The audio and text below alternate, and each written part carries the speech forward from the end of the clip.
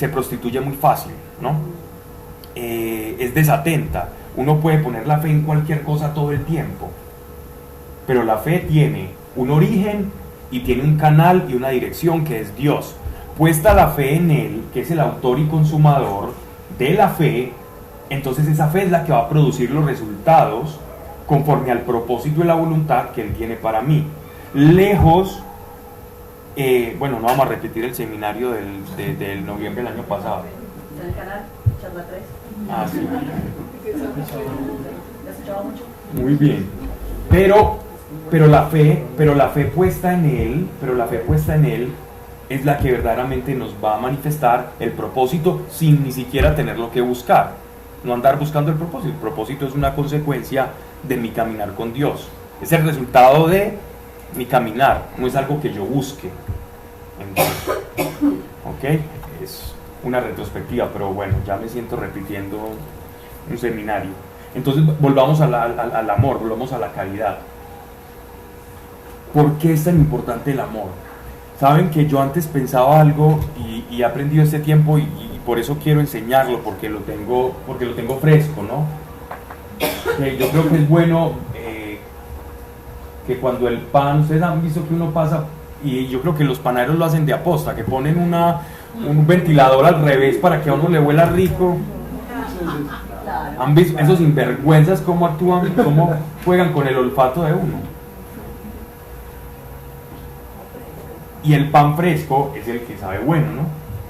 Entonces, como esto lo he aprendido en este tiempo, quería traerlo fresco para no añadirle absolutamente nada, ni adornarlo, ni meterlo dentro de una cantidad de cosas y poderlo expresar. Y como que hoy era el momento perfecto, ¿cierto? Y aprendí algo del amor que no había entendido. Pensaba que el amor era una manifestación de la voluntad. Pensaba incluso, y creo que no lo hacía de manera tan errática, pero creo que no capturaba la esencia como creo que ahora me acerco más a ella. Que el amor, o la mejor definición de amor, era llorar con el que llora y reír con el que ríe. Y así es, esa es la mejor manera de describir, no de definir el amor. Una correcta descripción del amor es llorar con aquel que llora y reír con aquel que ríe. Pero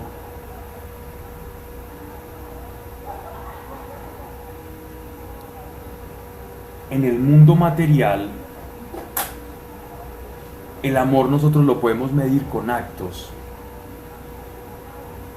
Yo digo que alguien ama porque tiene un acto, porque tiene una manifestación. Yo puedo amar mucho y estar todo el tiempo estático, y ¿cómo voy a ver esa manifestación del amor?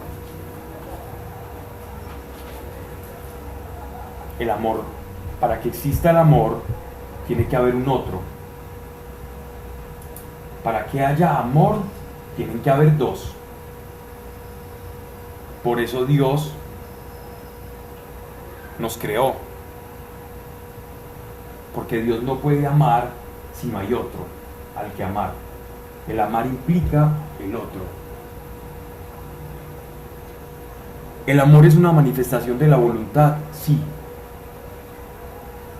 Y nosotros lo podemos ver como tal. Si me pongo muy filosófico, me frenan. Pero que ahí se puede exponer también. Por eso, de otra manera, la explicación del por qué es stream. Porque... Exacto. No me quería meter por allá, pero sí. Porque Sí. siempre hay amor ahí. Sí. Como se define en Juan, ¿no? Sí. Sí, sí, sí. Amor. Exacto. Y para que haya amor tiene que haber otro. Miren, nosotros sabemos que alguien ama porque vemos sus actos de amor. Eso es la parte física. Pero Dios, a través de su Espíritu Santo, me enseñó algo el 14 del mes pasado respecto al amor. Y es que el amor en el mundo espiritual no es un acto. En el mundo material es un acto. Porque nosotros no podemos percibir el amor en su totalidad. Y por eso el apóstol Pablo tiene que escribir a través del Espíritu Santo y ponderar el amor por encima de los carismas del Espíritu. Porque en nuestra humanidad no podemos percibir el amor sino a través de actos de amor. Pero en el mundo espiritual, y aquí viene el aprendizaje, el amor es una sustancia. El amor es una sustancia. El amor es algo real. No es solo un acto. Es un recubrimiento que tiene la persona. Un recubrimiento, casi como si fuera un ropaje. Cada acto de amor que tú tengas, que nosotros medimos como acto, en el mundo espiritual lo ven como un ropaje que tú tienes, como una sustancia que te acompaña. Pablo, digamos que eso se genera también en el sentido contrario.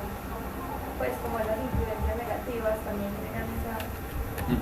Pues serían las manifestaciones espirituales de cualquier sentimiento. ¿O es algo más? El amor no es un sentimiento. No, es decir, Pues como esa voluntad. si el pecado, digamos, también hay material. En el mundo espiritual sí. Y adquieren formas, tamaños, colores y olores. O sea que en la parte espiritual existe la material. Es, sí, se podría decir como, es decir, hay forma y hay sustancia, ¿no? En cuanto a sustancia, sí. Me parece una sustancia que nuestros sentidos no pueden percibir. Nuestros 5 sentidos simplemente son sensores. Nuestros sensores no tienen la capacidad de acceder a ese tipo de realidades. Podemos percibirlas hasta cierto punto, a menos que haya un don, y por eso existe un don que se llama el don de discernimiento de los espíritus, porque existe un don de discernir, saber si es del espíritu, qué es del espíritu y qué es de la materia. Por eso el Espíritu Santo otorga ese don, para que nos sepamos mover, como es una brújula dentro del mundo espiritual, al que no estamos acostumbrados y en el cual no somos enseñados. A nosotros nos enseñan a pagar servicios, cuentas, vaya a una universidad y sobreviva. Nacer, crecer, reproducir y morir. Pero en el mundo espiritual poco o nada nos enseñan. Cuando nuestro espíritu por dentro, siempre clama por recibir ese alimento espiritual, ¿no? Y bueno, entonces lo que el Espíritu me mostraba era cómo el amor era como un recubrimiento y era como si fuese una llave. El amor en nuestra vida, el amor que damos acá, es como si fuese una llave para el mundo espiritual. Todos hemos leído, escuchado y hemos hablado aquí algunas veces de ello. ¿Cómo será el juicio personal que todos vamos a tener? ¿Recuerdan que hemos hablado sobre ese juicio personal? Él no nos va a decir a cuántos le predicaste, a cuántos sanaste, porque primero tú no los sanaste, los sané yo. Él no te va a aplaudir por esas cosas, porque todas esas cosas las hace el mismo Espíritu Santo a través de ti. Él te va a preguntar, ¿amaste? ¿Aprendiste el amor? Y seremos examinados y evaluados en el amor, no en el don de profecía o no en el nivel de teología que yo pueda tener, ni siquiera en la sabiduría humana o el conocimiento. Y saben que ese examen no va a ser como un cuestionario o como un test de estos que hacen de inglés, el Michigan y el TOEFL y todo ese tipo de cosas. No va a ser como un examen así. El examen, cuando él dice que seremos examinados en el amor, porque eso es lo que él dice, es cuántas llaves nosotros tendremos para entrar en esas moradas que Él diseñó para nosotros. Ese es el único examen que nosotros tenemos como creyentes. Y algunos me dirán, Pablo, pero venga, luego nuestro Señor no pagó por nosotros y nuestras obras no valen para nada. Es verdad, porque por el acto de amor más grande, porque tanto amó Dios al mundo que entregó a su Hijo unigénito para que muriese por nosotros, Él nos entregó la llave más grande, la primera y única llave que abre el reino de los cielos, la puso Él. Él es el que nos dio el acceso. Pero nosotros somos los pámpanos y Él es la vid. Y si la vid es una llave, nosotros aprenderemos de Él. Y si Él produjo ese acto de amor tan grande, nosotros también hemos de producir como pámpanos injertos a la vid actos de amor, porque estamos unidos a Él. Y ese es el tinte, ese es el color que hemos de tomar nosotros como pámpanos, como retoñitos injertados a Él, que hemos de demostrar, y ese va a ser el color y la identidad que nosotros vamos a proyectar. Es el amor.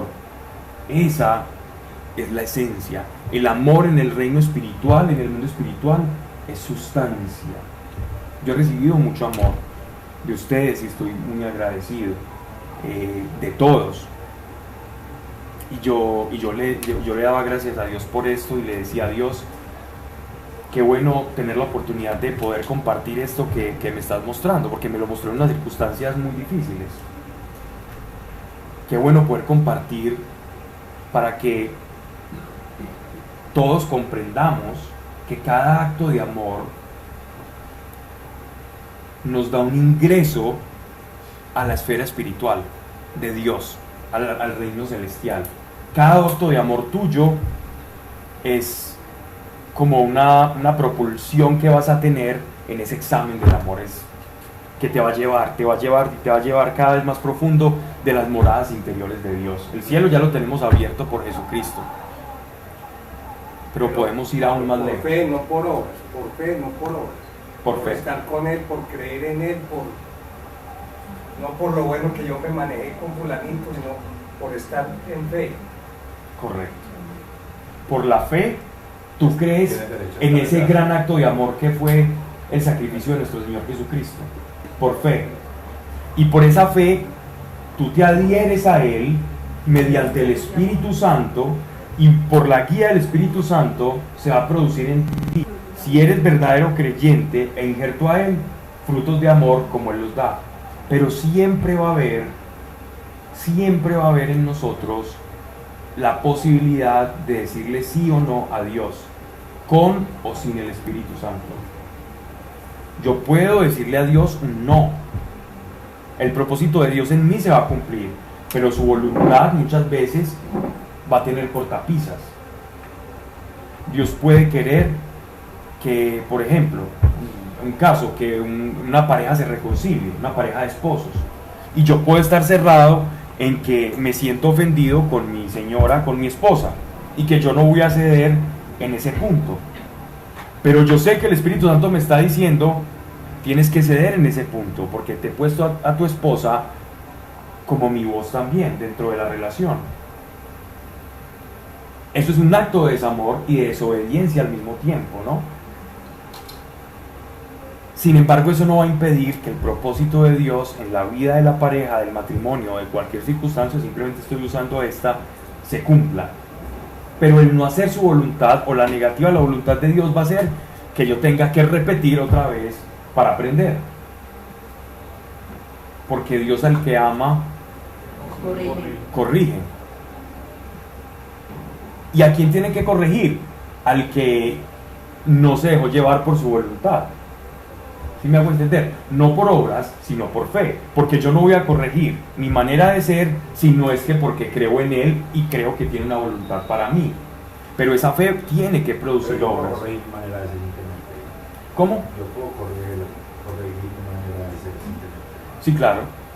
Sí, claro. Yo puedo ser Yo puedo ser una persona buena sin creer en Dios.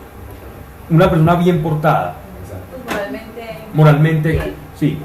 un filántropo, un tipo desinteresado por allá que dona todo, que le ayuda a los pobres, que dona No, y todo que- su dinero en esos hospitales del mar que atienden niños contra el cáncer y todo eso. Y que habla bien, y que trata bien a la gente de manera Pero en ese caso no tengo la llave. ¿Qué llave no tengo? La principal, la que nos abrió el cielo. De lo que hablamos el otro día, vos contabas que ahí iba a ser, las obras de él serían lo que lo juzguen, entonces. Ahí, exactamente, ahí sus obras lo juzgarían. Y ninguna obra tenía la capacidad, ninguna obra humana, por buena que fuese, tenía la capacidad de abrir o reconciliar al cielo con la tierra, sino la sangre de nuestro Señor Jesucristo, que fue el acto de amor más grande. Es decir, que ninguno de ellos va a ir al cielo. No lo sé, eso solo lo sabe Dios. Pero, sí, perdón. Me parece que como digo, una cosa que independientemente de las decisiones que nosotros tomemos, Dios va a cumplir el propósito en nuestras vidas, el propósito de Él en nuestras vidas. Bien, hay una diferencia, esto es algo, sí, esto es algo que siempre solemos hablar aquí y que se vuelve también ese tema. Siempre que lo toco se vuelve eso, pero mira que hay una respuesta para eso, que yo sé que Sebas, que Pau, que todos ya me han escuchado esto 1000 veces, pero vamos con la 1001. La diferencia entre propósito de Dios, Siempre es alguien nuevo. sí, entre propósito de Dios y voluntad de Dios. ¿Cuál es la diferencia entre propósito y voluntad? Vámonos al Padre Nuestro, ¿cierto? Los discípulos de Juan Bautista se le acercan un poco como envidiosos a Jesús y le dicen, los discípulos de nuestro Señor se le acercan a Jesús como envidiosos de que Juan Bautista le enseñaba a sus discípulos a orar, pero como que Jesús no les había enseñado según ellos. Y le dicen, Señor, venga, ¿por qué no nos enseña a orar así como Juan hace con sus discípulos? Y nuestro Señor les dice, ok, les voy a enseñar. Y dirán de esta forma, Padre nuestro que estás en los cielos, santificado sea tu nombre, venga a nosotros tu reino, abro comillas, y hágase tu voluntad en la tierra como es en el cielo. Okay. Cuando Él dice hágase tu voluntad aquí en la tierra como es en el cielo, nos está dando a nosotros un secreto, una clave muy grande para comprender lo que es el libre albedrío humano, lo que es cómo actúa la esfera del cielo y cómo actúa la esfera de la tierra. Quiere decir que en el cielo la voluntad de Dios se cumple al 100%, porque si Él dice, pida que se haga la voluntad de Dios en la tierra como es en el cielo, quiere decir que en el cielo sus designios son perfectos y se cumplen a cabalidad. Por lo tanto, la voluntad de Dios en la tierra no se cumple. Si se cumpliese la voluntad de Dios en la tierra, por Dios, no habrían tantas cosas de las que ahora nos quejamos, ¿cierto? Somos pecadores de alma. Como civilización, una de tantas, la más importante diría. Entonces, la voluntad de Dios no siempre se cumple. Pero, ¿qué es el propósito de Dios? Te voy a poner un ejemplo de propósito de Dios. Dios le dijo a Abraham, y te haré padre de muchas naciones, mira las estrellas, cuenta cuántas puedes contar, innumerables estrellas, así serán tus hijos y tus descendientes. Y después le dijo en otra ocasión, mira la arena, así como la arena del mar serán tus descendientes. Eso era propósito de Dios, era darle descendencia a una pareja de ancianos estériles para que se evidenciara su propósito. Y de Israel nacieron 12 tribus, de Abraham, 12 tribus, los famosos hijos de Jacob, de Israel, y bueno, y lo que conocemos. Ustedes encuentran un judío hasta en cualquier parte, ¿cierto? O sea que se cumplió. En Génesis dice Dios, cuando Adán y Eva salen del paraíso, que Él producirá enemistad entre la mujer y la serpiente, refiriéndose a la obra mesiánica y a la caída de Lucifer. Eso era el propósito de Dios, se iba a cumplir. Isaías dijo, en Isaías 61, en Isaías 53, y suscitaré en medio de ustedes un profeta, ¿cierto? Y tendrá estas y estas cualidades y le ocurrirá esto, esto y esto. Moisés antes de morir da una profecía mesiánica, la primera profecía ya muy explícita sobre el Mesías, sobre Jesucristo, diciendo, y vendrá un tiempo en el que Dios suscitará también un profeta que hable cara a cara como yo lo hago con Dios. Y de ahí sale todo el movimiento mesiánico dentro del mundo judío. Propósito de Dios. Todo aquello que sin importar lo que haga el ser humano se va a cumplir, porque Dios es soberano. Entonces, la diferencia entre voluntad y propósito de Dios es en el grado de libertad y el grado de cumplimiento que va a tener.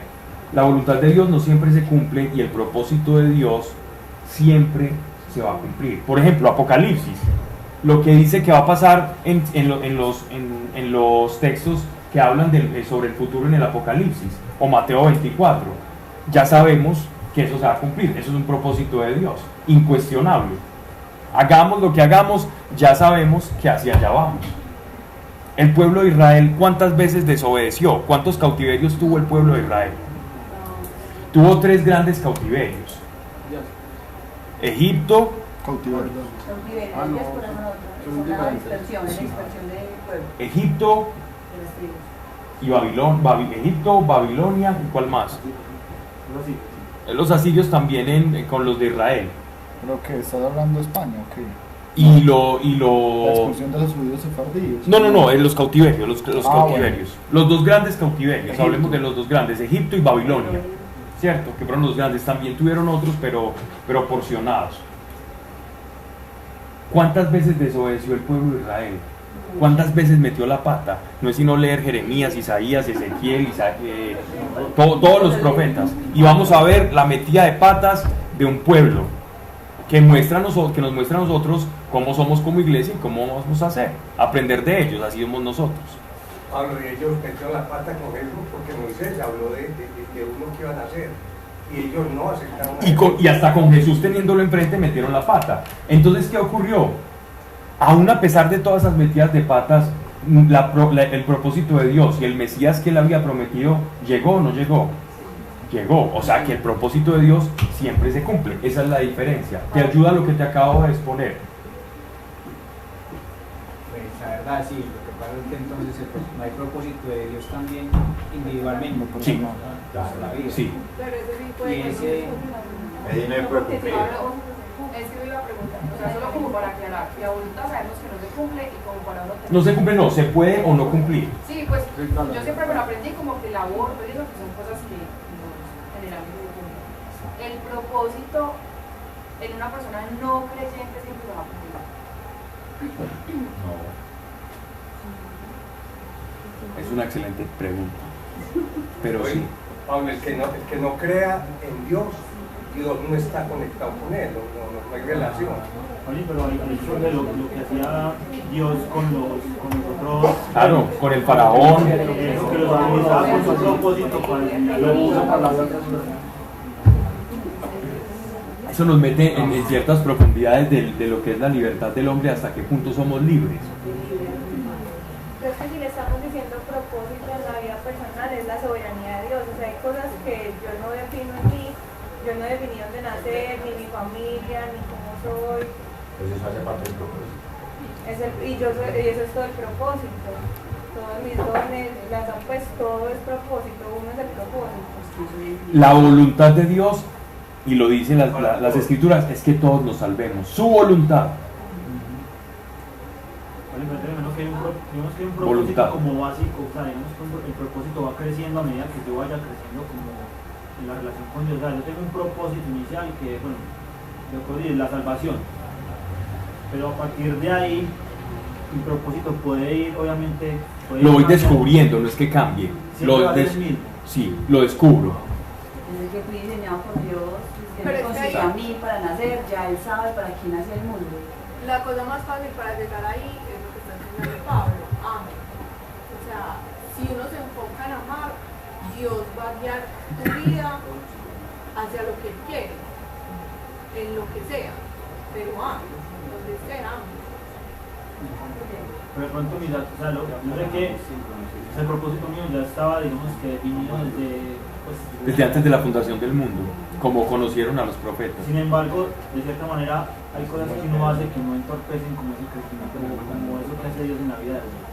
Sí, la voluntad. La voluntad.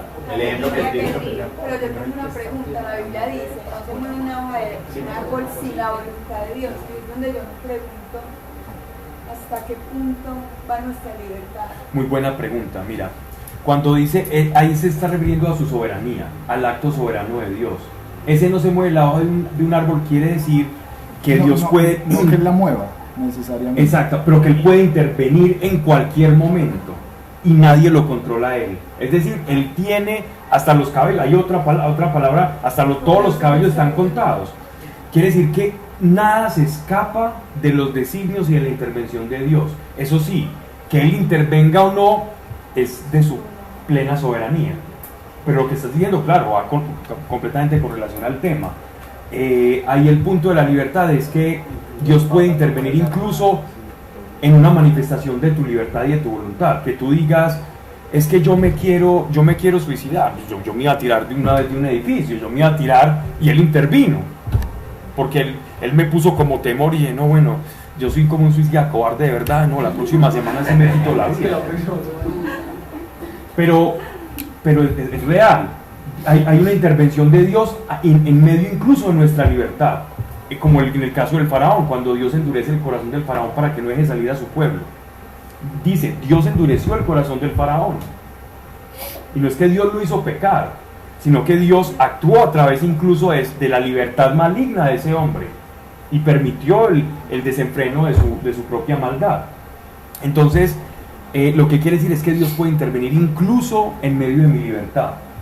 Y hay muchas personas que, antes para mí eso sería una fortuna, que en medio de una decisión errática de mi vida, Dios intervenga y diga, no, por aquí no es. Lo hace. ¿Y por qué no lo hace? ¿Y por qué no lo hace? Sí, sí lo hace. No siempre. Eso va con... ¿Por qué no siempre? No lo sabemos, Él es soberano y Él sabe. Pablo, Dios llama a ciertas personas. A Pablo lo llamó y le dijo, Es verdad. hay ateos que le mueren y no lo ha llamado Dios. Es correcto. A unos sí, a otros no. Es que eso es lo que yo estaba diciendo. Les voy a contar algo muy reciente. Yo llevo 16 años orando en salas de cuidados intensivos, en hospitales, viajando. He visto piernas crecer, he visto tumores desaparecer, he visto ciegos recobrar la vista, he visto personas ser sanadas de todos los problemas óseos, pero oré por mi esposa y no se sanó, ¿cierto? Entonces es una buena manera de poner esto que estamos hablando en contexto, en un contexto personal. Y yo no le reclamaba a Dios, la verdad, porque sé que Él ve más que yo. Entonces yo ahora no cuestiono a Dios, porque cuestionar a Dios es estrellarse contra alguien que, primero, ve el futuro, segundo, conoce lo que yo necesito, lo que necesitaré y aún cosas escondidas que yo no puedo ver. Entonces, ¿cómo discutirle a un ser con semejantes cualidades? ¿No será mejor creerle y escucharlo? ¿No será mejor? Pregunto yo. Entonces, cuando en medio de esa situación, yo preguntaba, ¿qué pasó?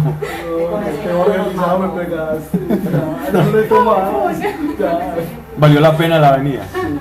Bien, cuando estaba en medio de esta situación, yo no procuré entenderla, porque entenderla significaría que Dios me contara hasta el día de mi muerte, para explicarme, mira, por esto fue. Y él no se pone Dios no pierde el tiempo. Dios hace lo que tiene que hacer y te pide que le creas, porque no lo puedes entender, así de simple.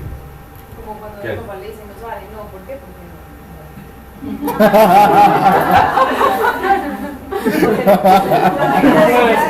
no. porque sabe todo lo que el niño no sabe. ¿Okay? Puesto en esa perspectiva, vale. Entonces, ¿qué ocurrió con todo esto? ¿A qué voy? Dentro del propósito de Dios, porque cuando lloraba por mi esposa, yo sentía la unción física del Espíritu Santo recorrer todo su cuerpo. Y esa unción me daba tranquilidad. Yo decía, siento la unción del Espíritu Santo, yo me siento tranquilo. Pero nunca tenía la certeza de que ella iba a sanar. Y yo le pedí a Dios durante 4 días enteros, sin dormir, dame la certeza de que ella va a sanar. Y nunca la tuve. Tuve la unción del Espíritu recorriendo todo su cuerpo, pero nunca la certeza de que ella iba a sanar. Y yo sabía que si Dios no me daba la certeza, esa incertidumbre me iba a enloquecer. Y fue más el dolor de la incertidumbre, de no sentir esa certeza, porque cuando yo siento una certeza por algo, sé que ocurre. Y esa incertidumbre fue muy dolorosa y fue un mecanismo que él utilizó para enseñarme. Incluso yo hablaba con Juli y yo le decía, sé que Dios está haciendo algo, porque Juli estuvo allá conmigo ya como los últimos 2 días, no, pero yo siento paz. Pase lo que pase, sé que Dios ha actuado y tengo paz. Y eso es todo. Sebas también estuvo, cuando yo me levanté, que estaba hablando con Dios, venía de orar precisamente por ella, la última vez que oré por ella. Y ahora comprendo que Dios tiene un propósito, y el propósito de su vida llegaba hasta ahí. Y yo entré en ese tránsito y aprendí ese amor incondicional, ¿no? A través de ella, el amor incondicional. Y fue estando ahí en la UCI, en la sala de cuidados intensivos, donde el Espíritu Santo me enseñó y me mostró que lo que ella había dejado no era actos, simplemente actos y un bonito recuerdo, sino que había dejado o me había enseñado, o había sido la puerta para que el Espíritu Santo me enseñara que el amor es una sustancia. Fue en ese preciso momento. Es una sustancia que se impregna en el mundo espiritual y que nos reviste en el mundo espiritual y que Dios quiere que produzcamos. Porque es la única cosa que a través de Dios nosotros podemos producir libremente. Cuando recibimos el amor de Dios, nosotros podemos decidir o no producir amor. Si dejar que ese amor de Dios nos enseñe y lo podamos transmitir y extender o no.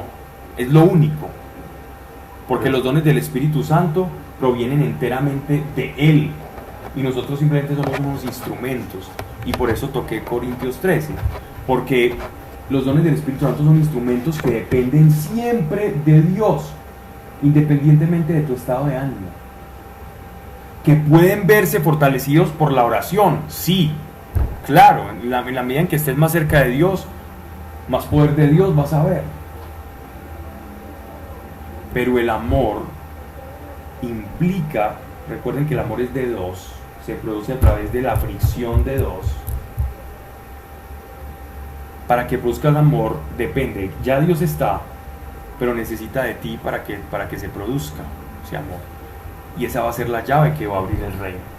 Claro, pero también decirle a Dios que le da a uno también más facilidad de producir amor, porque hay momentos en la vida en los que y te va a enseñar. Si usted no, y usted, si lo pongo el caso puntual, me pasa mucho manejando. Ah, no, a mí también. Todo el tiempo, ¿cierto? Y yo soy, Dios mío, enséñame a amar a los taxistas, enséñame a amar a los motociclistas que adelantan por la izquierda. Exacto. Oh, sí, claro. Y al que se lleva el retrovisor y uno lo ve a toda por allá y uno cómo alcanzarlo. ¿Sí? Me complejo. O amar a las mujeres que van en una camioneta grande y que no dan vía. También hay que amarlo. O el que le tira a uno el carro porque hay un carro grande y una moto. Sí. No, pero yo lo pido mucho, en serio, en esa sentido, que yo aprendí a corregirlo, en no tratar mal a la persona cuando está haciendo ese acto equivocado. Y siempre lo corregí. Pues Dios me lo llevó a corregir en el sentido de pedirle amor. No se me ha quitado la rabia que pueda sentir, pues, porque yo digo que eso no dejará de pasar, pero... Te voy a contar, alguno puede sentir amor igual. Así. Sí. Es que no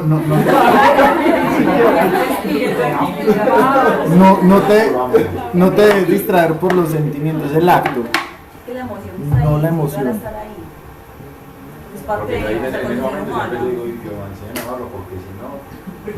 Bueno, el amor no es tolerancia, aunque el que ama tolera, pero el termostato del amor no es la tolerancia. Y además de lo que tú dijiste ahorita, el amor no es un sentimiento. No es un sentimiento, no es una emoción. A veces de hecho es un sacrificio muy intenso. Esa es una manifestación del amor. Por eso, pues que inclusive, o sea, uno puede tener como ese sentimiento, pero es tomar esa decisión Sí. que va por encima de... El amor está más vinculado a las decisiones que a las emociones. Muchos no sabemos qué es el amor realmente. Pero aquí lo vamos a ver. El mundo no sabe lo que Dios... Como dice el apóstol Pablo, airados, pero no pequéis. Airados pero no pequéis. Es una manera de decir que la ira, cuando no ofende al otro, cuando te la tragas y la procesas, y la procesas, no solo te la tragas, y la procesas, no es un acto de pecado, es una reacción natural emocional. Hay veces usted se demora mucho procesando la pues. Es decir, yo me enojo, una mamá con un hijo, por el hecho de que tuvo una desobediencia, ¿la mamá va a dejar de amar al hijo? No, el amor está, pero va a estar brava con él, ¿cierto? Y si viene Correa, pues no importa. Bueno, y Dios con uno, es que yo creo que si uno ve en un espejo sus propios actos, uno dice, pucha, Dios como todavía insiste conmigo. Y ahí está el amor de Dios que está por encima de lo que yo soy, de lo que yo hago, de lo que yo pienso, de lo que yo digo, de la rabia que él le puede dar, pero tomó la decisión de quedarse conmigo y conmigo quedó. Es que yo creo que el amor es como pues no sé si va a sonar muy raro, pero es morir a nosotros mismos, porque tenemos que ceder ante las emociones, porque es que nosotros no podemos dejar solamente que las emociones nos influyen, sino también la razón. Y el amor es muy racional también. No suena raro, es así. El amor es morir a nosotros mismos, a lo que nosotros falsamente hemos construido nosotros mismos. El amor no se define como en la misericordia, porque amar la miseria del otro, pues, ¿qué más actos de amor? Misere, sí, la situación difícil. Misericordia es llorar con el que llora. Misericordia es llorar con el que llora. Pues porque cuando usted está amando al que es difícil de amar, ahí se está perfeccionando el amor, eso es Dios. Claro. Y en verdad no hay nadie difícil de amar. No. Yo lo voy a poner a trabajar. Tome la decisión. Nosotros caemos en el disfraz. Es como decir, es muy fácil amar a una mujer bonita, es lo mismo. O muy fácil amar a un hombre muy bello, que le dé mucha seguridad, qué sé yo. Pero lo que tú Eso dices no es tiene que nada que ver. el amor. Pero es lo mismo. Hay unos más fáciles de amar que los otros. No es que el Claro. amor es Pues, de cuando dos son lados. Si una parte no ama, entonces no. Pues no es que sea difícil amar, sino que no. Exactamente, no hay. Pablo, pero si hay cosas difíciles de amar. Como que. No, yo no sé, pues, yo ahora. Es que ahora me metí en una realidad porque yo soy un renegón con Dios, pero bueno. Pero yo digo, por ejemplo, usted enfrenta una situación, mucha gente no la afronta desde los ojos espirituales. Y uno muchas veces estando en Dios no la afronta así. Entonces, por ejemplo, yo no sé, una enfermedad. Al principio yo no voy a amar eso. Pues muchas. Pero es que eso es diferente. Estamos hablando de personas, no de circunstancias o de situaciones. Una cosa es abrazar la voluntad de Dios en medio de la dificultad. Otra cosa es amar al prójimo. Estamos hablando de amor al prójimo, no de amar situaciones o Lo circunstancias. mismo, hay personas que son muy difíciles. Pues que vos las puedes tolerar todo, pero no Pero es capaz de amar. Decisión. Pero es decisión. Porque el amor, vamos a ver qué es el amor. Porque no se siente, sino... Sí, ¿alguien más va a hablar? Yo quiero Dime. ¿hasta qué punto va la la misericordia y hasta qué punto es como pues Bobada. La bobada. pues ya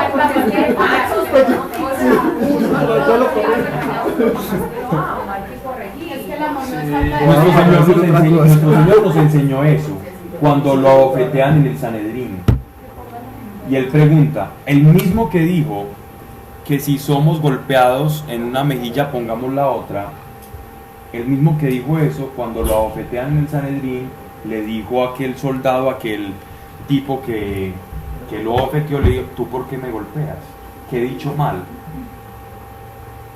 ¿Cierto?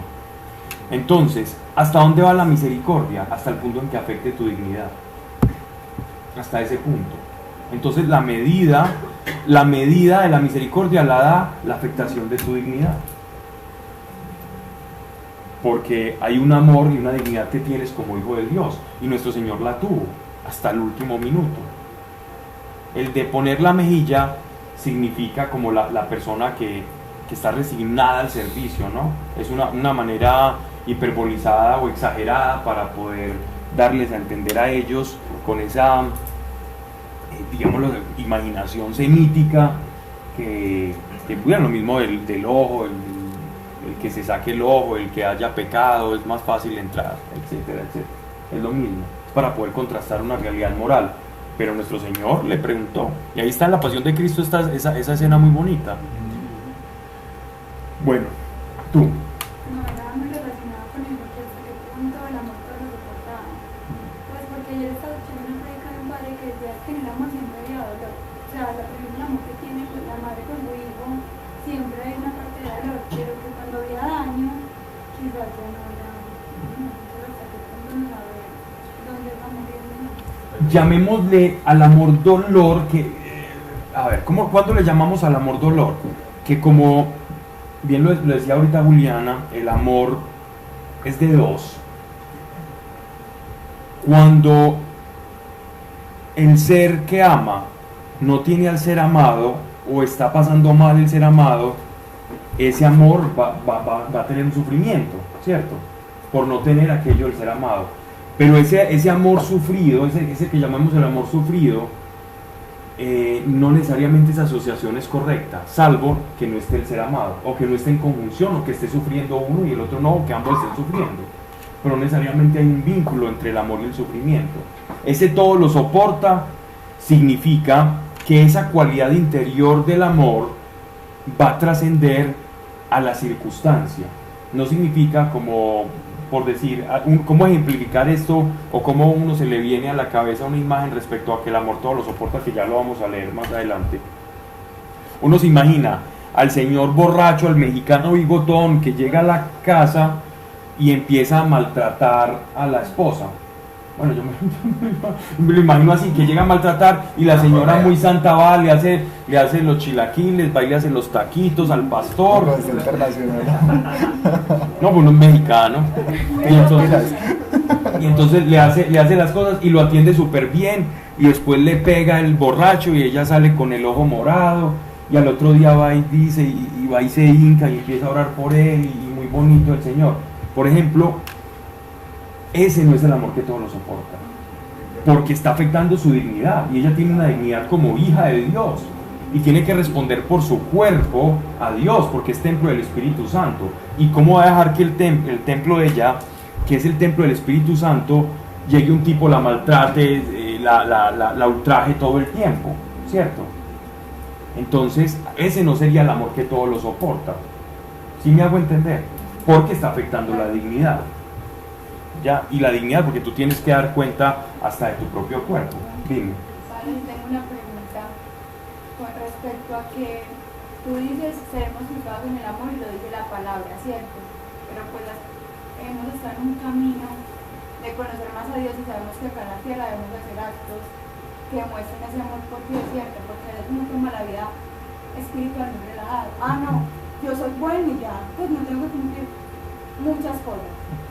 Pero también es necesario cumplir esos actos que Dios nos puso, o solamente con decir que yo amo, ya estoy diciendo que voy a ser salvado. Sí, mira lo que hablábamos al principio. De hecho, las obras de misericordia o los actos de amor, o cómo se reflejan el amor, en el mundo, por decirlo, material o terrenal, a través de actos. O sea, el amor, el que dice que ama y no tiene actos, es como, soy como bronce que suena o címbalo que retiñe. Es decir, una cacofonía horrible. Ustedes intentando hacer música y suena es un ruido fastidioso. Exacto, eso es lo que él está diciendo. Y toda verdadera devoción a Dios o todo verdadero encuentro con Dios, quiera o no, me va a llevar a tener actos de amor. Si tengo un encuentro con Dios de verdad, así como el apóstol Pablo cuando se lo encontró camino a Damasco, un asesino de cristianos que creía hacer las cosas bien, se encontró cara a cara con el Señor y después terminó entregando hasta su vida como él y murió decapitado en Roma, entregando su vida como su maestro. Eso es un reflejo de un hombre que, conociendo a Dios, por su fe produce obras. Sabes que eso yo creo nos remite mucho a los frutos del Espíritu Santo, que dice que Él los produce en nosotros. Entonces las obras y los actos terminan siendo la consecuencia de acercarse a Dios, más que lo que uno de sus propias fuerzas llega a producir. Eso es lo que el apóstol Santiago habla en su carta sobre la fe y las obras, porque la fe sin obras es fideísmo y las obras sin fe es altruismo, es filantropía, y ninguna de las dos es la ecuación de Cristo, ninguna de las dos. Ahora sí vamos a leer el amor. Bueno, el amor. Okay. Pues sí, me voy a devolver como la pregunta inicial de propósito de voluntad. Lo que pasa es que en uno de los conversatorios que tuvimos pues, con el acontecimiento de Yoa, pues yo recuerdo, y fue como una de las revelaciones que sentí de Dios, que buscábamos muchas veces el propósito, como le preguntamos muchas veces cuál es el propósito. Y parte de las conclusiones en ese momento, y recuerdo que la compartiera, que el verdadero propósito era amar. Entonces, yo, pues porque a veces es como no, ser evangelizado, eso no sé qué, yo decía no, o sea, es amar. Y yo creo que en virtud a eso y devolviéndonos y todos, pues si el propósito de Dios siempre se cumple, pues yo creo que sí, porque incluso, pues no sé por qué lo venía como pensando tanto acá, yo decía incluso, pues yo creo que siempre hay un acto de amor para quienes él crea, ¿cierto?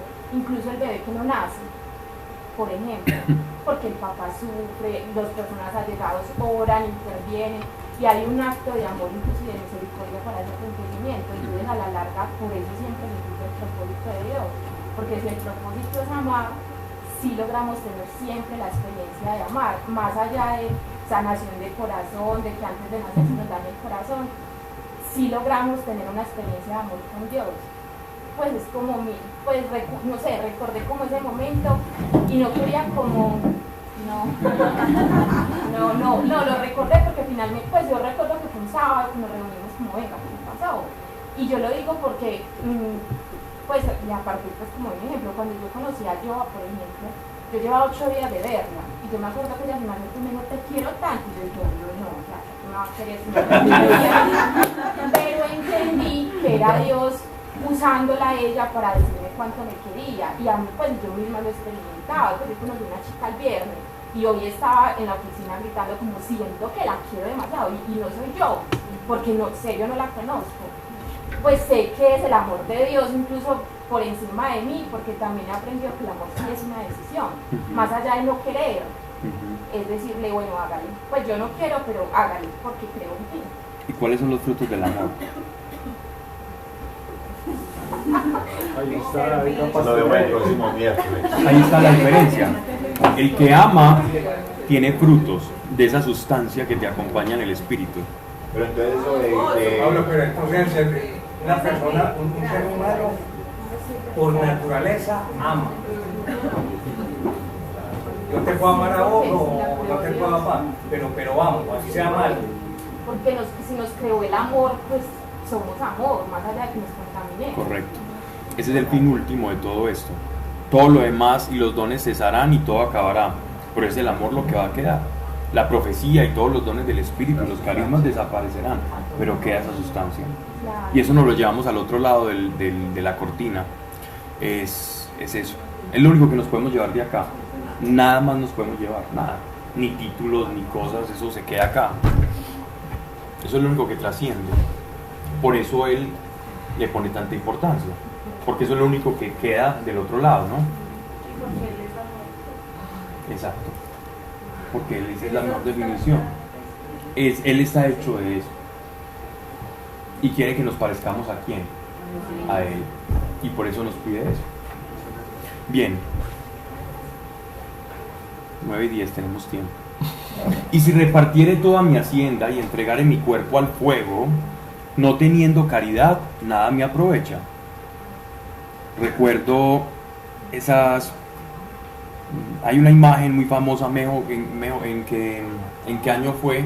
Creo que fue protestando contra la invasión de China al Tíbet, que hay una foto que se hizo muy famosa de un monje practicando la posición del loto e incendiando, quemándose a sí mismo. Ajá. Y meditando. Por protestar creo que fue por protestar que China estaba invadiendo y teniendo escaramuzas con el Tíbet. Y cuando leo esto se me viene esto a la cabeza, que uno dice, wow, y esto fue como la gente dijo, pero qué tipo tan teso, y los que practican meditación, digo, mire los estados de la meditación, el REM, el alfa, el yo no sé qué, el satori, el nirvana y todo lo habido y por haber, mire hasta qué punto te puede llevar. Pero si lo haces simplemente como un acto altruista de una manifestación política, no estoy diciendo que eso no es muy valeroso, muy loable, no, estoy hablando respecto a esto. Dice,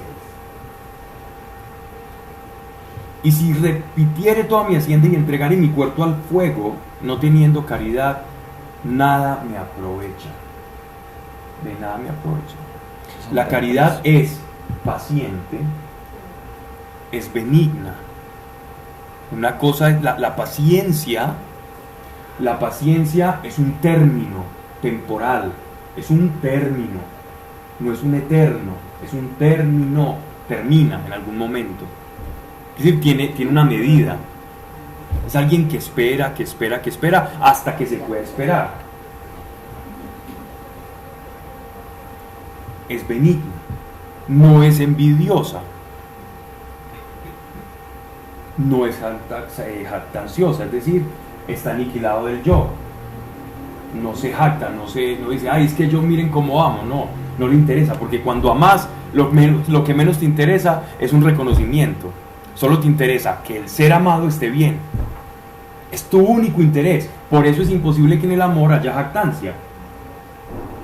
Entonces aquel que se jacta, miren cómo quiero y quiero que todos vean cómo le voy a pedir la mano a mi esposa, es para que todos digan, ay, miren qué tan bonito, y lo publico y venga, y es que así, pues por poner un ejemplo estúpido. Eso es jactancia. Eso lo haces en privado y se lo demostras con actos de amor todos los días a tu esposa. Pues las mujeres sí necesitan con la Pero eso ya sería un acto de amor. Eso ya sería un acto de amor tuyo porque sabes que es su necesidad. que es jactancioso. Exacto. Por ella. Pero por ella no sé. ¿Pero por qué lo haces? ¿Por jactancia propia o porque ella lo necesita? Porque es el ser amado, por suplir una necesidad en el ser amado. Eso no es jactancia. Si lo hicieras por jactancia, bueno, ya sé que lo publicaste, pues ya.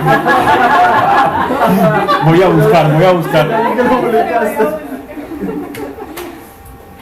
Ok. Pero mira, aquí dice, porque ella lo necesita. Voy a hablar en general pues también, porque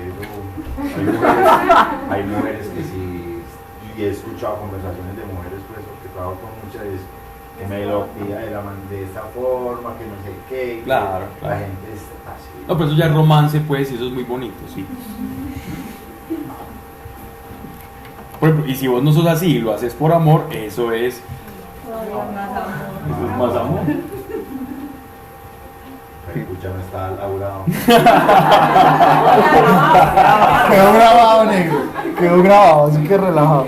Ahorita le pasan el reporte porque por aquí hay varias compañeras. No es jactanciosa, no se hincha,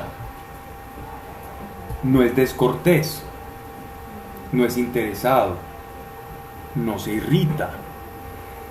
Entonces, pero usted no puede decir que uno puede tener rabia y tener amor al mismo tiempo. Sí, pero aquí irritarse, esta palabra, no, si alguien me puede dar otra traducción. Sí, aquí está la traducción acá, y esta no sería la forma más correcta, es como como la persona que no perdona, que guarda la rencilla. Se deja llevar. Exactamente, que no guarda el rencor. No toma, por eso pone coma, no toma en cuenta el mal, no se irrita, no toma en cuenta el mal. Es decir, como para diferenciar el hecho de que, porque Dios, por ejemplo, la ira, Dios dentro de sus atributos, hay uno de los atributos de Dios que es la ira de Dios. La ira de Dios está relacionada con su justicia y Él ama, y no por amar. No es claro que la ira de Dios no es una rabieta como la de nosotros. Y el enojo de Cristo entrando al templo. Cuando Cristo entró al templo. Cada vez que se me va con los discípulos de ¿hasta cuándo tendré que aguantar a estos tipos? Que no entienden, eran Dios hablándoles del reino de los cielos y ellos diciéndoles, venga, ¿y nosotros cómo vamos ahí? ¿Y en dónde vas a mentar a este? ¿Y en qué puesto va a estar este? ¿Y cómo va a ser la mansión de este? Me decían una tabla ahí. Antes es amor, aguantarnos. Eso es amor. No se alegra de la injusticia, se complace en la verdad. El amor y la verdad van de la mano. O sea, el amor siempre, o alguien que camine en el amor o que busque el amor, va a querer caminar en la verdad. Total. Pero si lo más de una manera como más histórica, pues el amor, la verdad no es Jesús, sino es la verdad. Pues. Sí. Y Jesús es Dios, entonces el amor es la verdad. Pablo, ¿y si en una de esas se incumple alguno de esos? Pues lo digo en general porque... Sí, sí te entiendo, claro. Como el ejemplo de la niña que violaron en Italia y que a los condenados los dejaron libres porque la vieja era fea. Sí. ¿En serio? ¿Qué fuente tan fidedigna?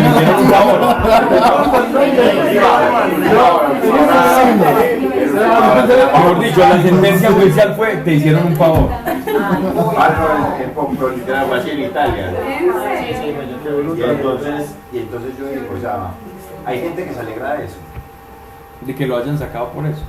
No, o sea, no de que lo hayan sacado, sino que a gente le pasen ese tipo de situaciones pero no quiere decir que la persona no tenga también actos de amor o que pues, no quiere decir. ámbitos uno puede incluir alguno de ese significado de lo que es el amor, sí. Pues el amor perfectamente. Exactamente. Y nosotros no tenemos un amor perfecto, ¿no? Pero la idea es atinarle a todas. Pero sí, claro, está muy bien a colación de lo que estamos hablando. Dice, no se alegra de la injusticia, se complace en la verdad. Todo lo excusa, todo lo cree. Todo lo cree, no es un tonto, pues no es un tonto crédulo. Todo lo cree es lo siguiente, y voy a poner el ejemplo de algo que vivimos mi esposa y yo. Y es que yo le dije a ella, mire, de mí usted algunas veces va a escuchar quién sabe qué, pero usted me tiene que creer es a mí, y de usted, cuando usted me diga algo, yo siempre le voy a creer a usted, porque tenemos un compromiso con la verdad.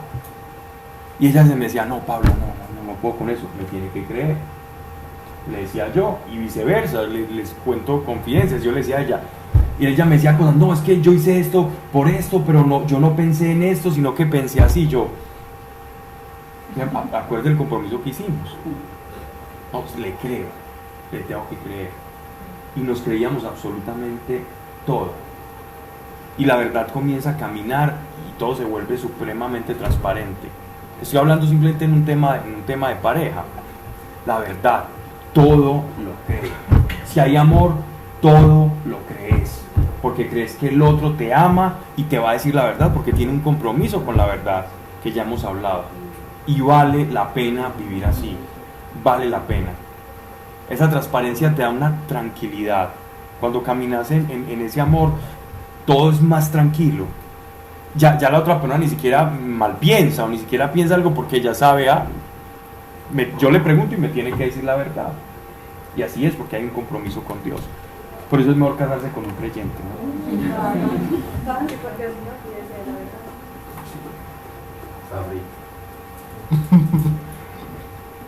Dice, todo lo cree, todo lo espera, todo lo tolera. La dignidad es el termostato, ¿cierto? Para no volver a repetir allí. Verso 8. La caridad no pasa jamás. Ahí está la diferencia en el verso 8 versus el verso 1. Si hablando en lenguas de hombres y ángeles no tengo caridad, soy como bronce que suena o címbalo que retiñe. Y si teniendo el don de profecía y conociendo los misterios todos y toda la ciencia y tanta fe que traslade los montes, no tengo caridad, no soy nada. Porque la caridad o la caritas, el amor, es una facultad o es una sustancia que trasciende a la eternidad. Cada acto de amor aquí trasciende a la eternidad. ¿Recuerdan la parábola de nuestro Señor cuando decía a qué asemejaré yo el reino de los cielos? Y él pensaba, y seguro que él iba buscando las figuras para explicar con toda la revelación que tenía. Y él decía, el reino de los cielos es semejante a un sembrador que salió a arrojar semillas, a sembrar. Yo me imagino ellos preguntando, el reino de los cielos, ellos imaginaban una Jerusalén celestial, el trono que había visto Enoc, Ezequiel, las bolas de fuego, los serafines, los querubines, y nuestro Señor les dice que el reino de los cielos es semejante a un sembrador que sale a sembrar. Esos pobres tipos con Jesús yo creo que quedaban como Eugenio o Pepe Cortisona de Condorito, quedan todo el tiempo plop. Y entonces, en ese orden de ideas, nuestro Señor les explica sobre el reino de los cielos, y ahora entiendo de verdad esa parábola, y es que esa siembra que se hace son los actos de amor producto de haberlo conocido a Él. Esas son las semillas que tú siembras, y eso es lo que vas a recoger hacia la eternidad, porque eso es lo único que trasciende. Verso 8. La caridad no pasa jamás, no pasa jamás, quiere decir que va hasta la eternidad. El amor que se traduce en actos va a la eternidad. Por eso no desfallezcamos, no desfallezcamos. Las profecías tienen su fin, las lenguas cesarán. Claro, porque cuando yo esté en el cielo, ¿yo para qué voy a hablar en lenguas o para qué voy a tener profecías si estoy hablando cara a cara con Dios? ¿Y a quién voy a evangelizar en el cielo si ya todos están evangelizados? La ciencia se desvanecerá. Aquí la ciencia se refiere a todo aquel conocimiento humano y suprahumano, porque allá todo lo que quieras saber lo vas a saber. Y hay un estado de cosas muy diferente a como vivimos en la tierra. Al presente, nuestro conocimiento es imperfecto, y lo mismo la profecía. Cuando llegue el fin, desaparecerá eso que es imperfecto. No que la profecía, al decir imperfecto, no quiere decir que la profecía sea mala. Recuerden ustedes, y hago una salvedad para los que no han estado durante tanto tiempo en las charlas de Biblia, la palabra perfecto tiene que ver con teleios o telios en griego. Y esa palabra significa completo. No significa perfecto moralmente o inerrante o que no se equivoca. Una persona que no tiene equivocaciones. No, se está refiriendo a que la profecía no nos da el panorama completo de lo que es la realidad, digámoslo así, como universal. Entonces por eso dice que todo eso que es incompleto, cuando lleguemos a lo completo, que es estar en su presencia, ya la profecía va a ser algo que para nosotros nos va a mostrar un panorama de la realidad, o sea que no es necesario, ya vamos a querer todo el panorama completo. ¿Sí me hice entender?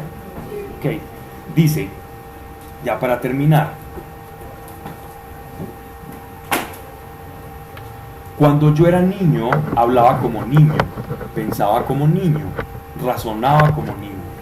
Cuando llegué a ser hombre, dejé como inútiles las cosas de niño. Ahora vemos por un espejo de modo confuso, para referirse a la realidad en su totalidad. Entonces, o sea, cuando estemos con Él, veremos cara a cara. Al presente conozco solo en parte. Entonces conoceré a futuro como soy conocido. Ahora permanecen estas tres cosas: la fe, una sustancia, la esperanza, que es el resultado de la fe en práctica, que produce una sustancia. Acabo de tener un déjà vu. Y la caridad, una sustancia. Pero la más excelente de ellas es el amor, una sustancia. Si vemos lo bonito de esto, eso es lo que trasciende al cuerpo, a nuestra vida, es el amor. Pero yo puedo utilizar los dones del Espíritu como una manifestación del amor. Tampoco es dejarlos relegados, porque toda la carta trata de los dones del Espíritu, ¿cierto? Sí. Entonces, como conclusión, la fe, la esperanza y el amor es lo que nos define a nosotros como creyentes. Por eso, miren que sin fe no hay amor, y sin fe no vamos a esperar. Y la esperanza radica en la fe de aquel que nos amó primero y que conoceremos tal cual Él nos conoció. Ahí, en esa frase, hay un misterio grandísimo. Y además es tres también, es triado. Sí. Y aquí, es muy profundo. Sí, y aquí hay un misterio muy grande, Anita. Y miren cuando Él dice, y conoceré como soy conocido. Ese conoceré como soy conocido envuelve un misterio que aquí nos podríamos quedar hablando 2 horas de ese y le conoceré como soy conocido. Y es que el apóstol Pablo había llegado a un grado de revelación en el que él conocía que, digámoslo así, como el tiempo, lo que es el tiempo lineal, lo que es la parte, la porción de la ecuación tiempo, era una cosa completamente irrelevante dentro del plan de Dios. Por eso dice, conoceré como soy conocido. Pero eso encierra un misterio mucho más grande que podríamos hablar después. Hoy vamos a hablar del amor. Sí, podemos acercarnos y pintar y elucubrar, pero bueno. Vamos entonces, bueno, nos dio justamente toda la charla para ver este capítulo 13, que quería hacer como un paréntesis, aprovechando que yo creo que como grupo, porque yo lo he sentido y agradezco todas sus oraciones, yo le envié un mensaje a Juan David en estos días, él lo manifestó, yo podía sentir físicamente las oraciones de todos ustedes, y era un consuelo impresionante, y la gratitud que les tengo es inmensa, de verdad. No tengo cómo agradecerles, solo me entrego todo lo que necesiten de mí, porque fueron momentos en que podía sentir físicamente las oraciones, como el Espíritu Santo las traía y las ponía, y para cada momento la oración de alguien venía, y Él las acomodaba y las ajustaba. Nunca dejemos de orar, nunca pensemos que la oración no va a tener respuesta, no nos imaginamos el poder que hay en nuestra boca. Eso sí, para orar mejor, conozcámoslo mejor, y así no vamos a pelear con su voluntad, sino que la vamos a abrazar, y en un momento, si es su voluntad, Él nos explicará el por qué muchas cosas han sucedido. Pero mejor conocerle que discutirle, aunque también discutirle está bien de vez en cuando, ¿cierto? Si eso te desahoga, pues hazlo, pero eso sí, nunca te alejes de Él. Vamos a darle gracias a nuestro Señor, les doy gracias por estar acá, por haber escuchado. Vamos a entregarle este resto de semana. Padre, yo te doy gracias por tu amor, porque nos has llamado, Señor, de diferentes rincones de la vida, de los quehaceres, de las labores, y en este tiempo, y muchos acá que estamos, Señor, levantados desde muy temprano, y aún estamos acá, Dios, porque queremos pan fresco y queremos saber cuál es tu voluntad. Que cada palabra que se haya dicho hoy en esta charla, toda aquella que provenga de tu Espíritu Santo, Padre, que esa palabra se ancle en cada corazón y sea una palabra que produzca obras en cada uno de nosotros, Señor, para que nuestra vida no siga siendo la misma y podamos caminar de victoria en victoria. Y esa victoria es conocerte a ti y expresarte a ti. Y gracias, Señor, porque nos has dado el placer y el privilegio de haber conocido, Señor, tu obra y haberte conocido a ti, Señor, a través de tu Hijo. Y gracias por el Espíritu Santo que nos acompaña, nos guía y nos enseña. En el nombre de Jesucristo. Amén. Gracias, Pablo. A ustedes.